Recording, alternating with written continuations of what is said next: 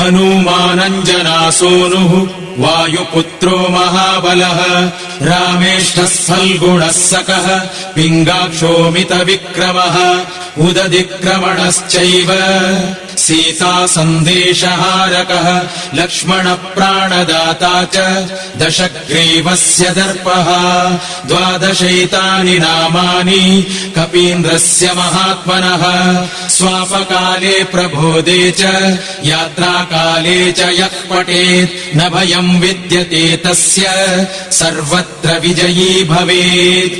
स्वस्ति श्रीहनुमद्12 नामस्तोत्रम् सम्पूर्णम्।